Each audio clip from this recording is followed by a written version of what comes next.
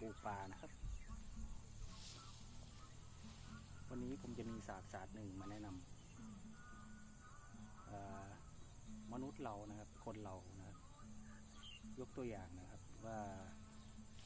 ในเราจะทำงานอะไรสักอย่างแต่ละอันเราต้องทำไปทีละอย่างเราไม่สามารถทำพร้อมๆกันไปได้นะครับในทีเดียวเหมือนการปลูกป่าครับถ้าเราปลูกแต่พืชชนิดเดียวเราก็จะไม่ได้อะไรเลยไม่มีความท้าทายอะไรเลยไม่มีอะไรเปลี่ยนแปลงก็มีเฉพาะพืชชนิดเดียวอย่างปลูกยางพาราก็มีแต่ยางพาราปลูกมันสำปะหลังก็มีแต่มันสำปะหลังปลูกกล้วยมีแต่กล้วยมันก็ไม่เกิดผลประโยชน์อะไรเราก็ได้แต่ฝ่ายได้อย่างเดียวนะครับยกตัวอย่างพืชผลการเกษตรอันไหนเสียไปมันล้มทั้งหมดเลยนะถ้าเกิดว่ายางพาราราคาตกเราก็ไม่มีอะไรไปจุนเจืออย่างอื่นแล้วมันเลยให้ผมกลับมานึกคิดว่าในพื้นที่ของเราเนี่ยเราสามารถทำอะไรได้หลายอย่างแต่เราก็ไม่สามารถไปทำอย่างอื่นได้อยู่นะอย่างผมเป็นช่างเนี้ยถ้าผมต้องเลือกอย่างใดอย่างหนึ่งผมว่าเลือกด้านการเกษตรของเราเนี่ยโดยแบบคนรุ่นใหม่ผมว่ามันยั่งยืนกว่าการเป็นช่างถือว่าเป็นอาชีพเสริมก็เป็นได้เพราะว่าทุกวันนี้ช่างมันเยอะแต่ถ้าเราขยันลงมือทำในพื้นที่ของตัวเองอย่างผมตอนนี้ผมปลูกมันสำปะหลังปลูกป่าพืชทุกชนิดเลยผมจะไม่ปลูกอย่างเดียวถ้าเกิดว่าเราปลูกอย่างเดียวเราก็ได้แต่พืชชนิดเดียวแล้วก็ทำได้แต่แบบเดียวอย่างเดียวไม่สามารถไปทำอย่างอื่นได้ผมเลยตอนนี้ผมขยายพันธุ์กล้วยปลูกไปรอบๆที่แล้วก็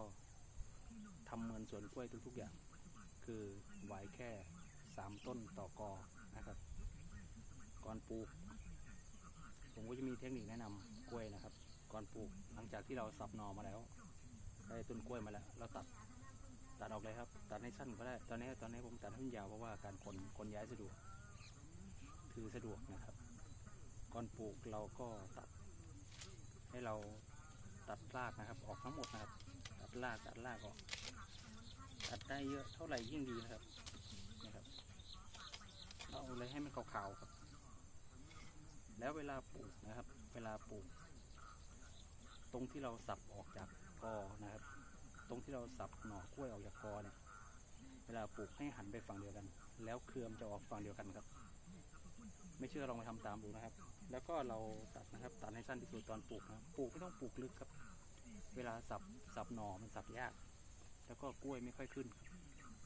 ปลูกแบบตื้นๆเนี่ยสวยกว่านะครับแล้วไม่ต้องใช้สารเคมีครับพวกปุ๋ยคอกปุ๋ยอะไรเนี้ยผมก็มาใส่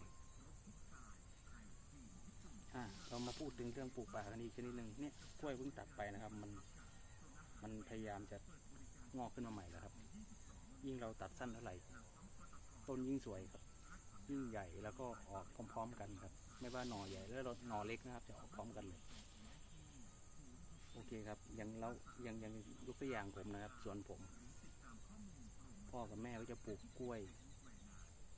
ปลูกไผ่เลี้ยงไผ่กินได้ไผ่ใช้ลำไผ่ทุกอย่างไผ่ครับแล้วก็มีพืชทุกอย่างแล้วก็มีปลาทุกชนิดไม่เจาะจงว่าต้องเลี้ยงอย่างใดอย่างหนึ่งมันเลยเป็นวัฏจักรที่จุนเจือกันแบบไม่ขาดนะครับมีแบบไม่ขาดอย่างกล้วยตัวนี้ปีนี้ผมก็ว่าจะดูแลแบบอย่างดีเลยครับออกแบบสวนกล้วยเลยกล้วยส่วนมากนะครับสำหรับวิถีชาวบ้านเราหรือว่าถ้ามันเยอะจริงๆก็มีคนมารับครับแต่สำหรับวิถีชาวบ้านเราเขาซื้อกันเป็นเครือเครือหนึ่งก็ทุกวันนี้ถ้าไปซื้อตามตลาดวีก็40 บาทเครือหนึ่งผมขายแค่ว่า7 หวี 8 หวีเงี้ยผมขาย100คุ้มไหมครับไปห้อยไว้แป๊บเดียวก็สุกนี่คือเป็นการเกษตรในยุคใหม่ที่วัยรุ่นอย่างเรานะครับ ำยังไงก็ได้ไม่ต้องให้มันเหนื่อยแต่มีกินมีใช้ตลอดตอนนี้ผมอาจจะวางมือเรื่องช่างไปก็ได้ผมมาสนใจเรื่องด้านการเกษตรทำยังไงให้มันอยู่รอดทำยังไงให้มัน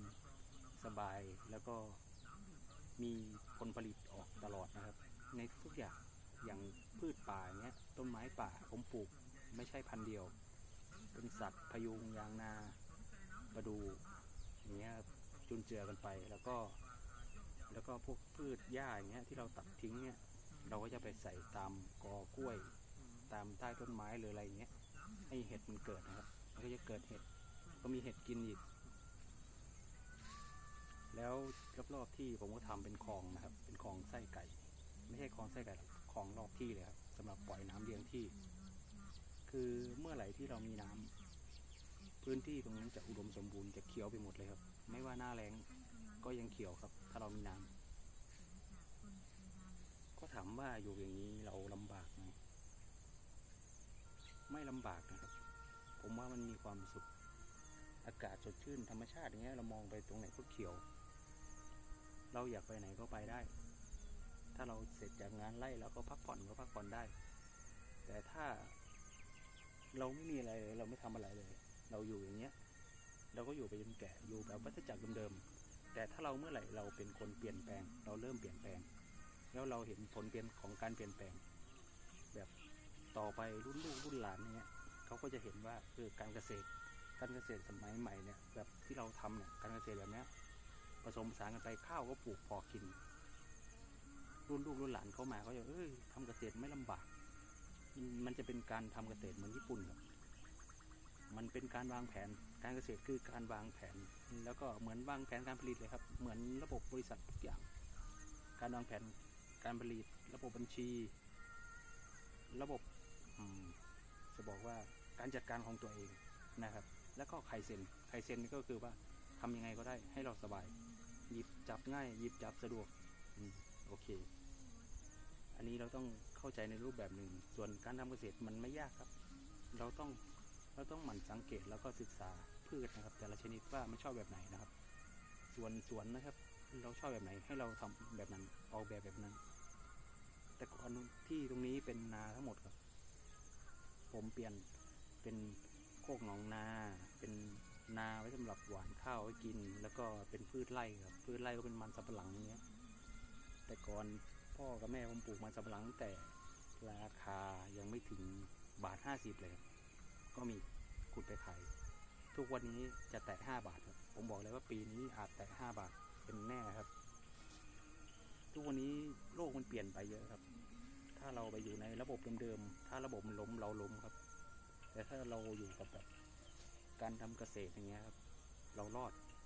เมื่อเขาล้มเรารอดแล้วก็มีของกินแล้วก็ได้ขายครับผมเชื่อนะว่าวัยรุ่นยุคใหม่เนี่ยเขาก็อยากทำแบบผมแต่ยังไม่มีโอกาสผมก็ไม่ได้หวังว่าผมมีโอกาสนะผมไม่ได้มีโอกาสอะไรเลยแต่ผมสร้างโอกาสให้ตัวเองผมหลีกหนีออกมาจากวัฏจักรโรงงานเลยครับผมจบช่างมาก็จริงเงินเดือนเท่าไหร่ผมก็ไม่สนแต่มาอยู่แบบนี้ก็ได้อยู่กับบ้านอยู่กับพ่อกับแม่นะแต่ก่อนแบบอยากออกไปหาประสบการณ์นี่อยากไม่อยู่บ้านไม่ชอบอยู่บ้านพอออกไปอยู่สักพักหนึ่งเราจะอิ่มตัวเราจะแบบเรามาอยู่อย่างนี้แล้ววะ12 ชั่วโมง14 ชั่วโมงเรายังทำงานอยู่แต่เราไม่มีโอกาสพักเลยจะลาพักร้อนแต่ละทีไอหัวหน้านี้ก็แบบหน้าเหมือนไส้จริงๆอย่างเงี้ย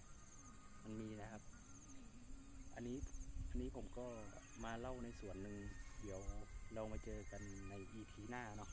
ว่าเกษตรยุคใหม่แบบนี้ผมทำอะไรบ้างแล้วอะไรมันเติบโตไปบ้างผมจะถ่ายแล้วก็รีวิวทั้งหมดเลยขอบคุณทุกคนที่ร่วมติดตามนะครับเดี๋ยวผมจะพัฒนาขึ้นไปเรื่อยๆครับผม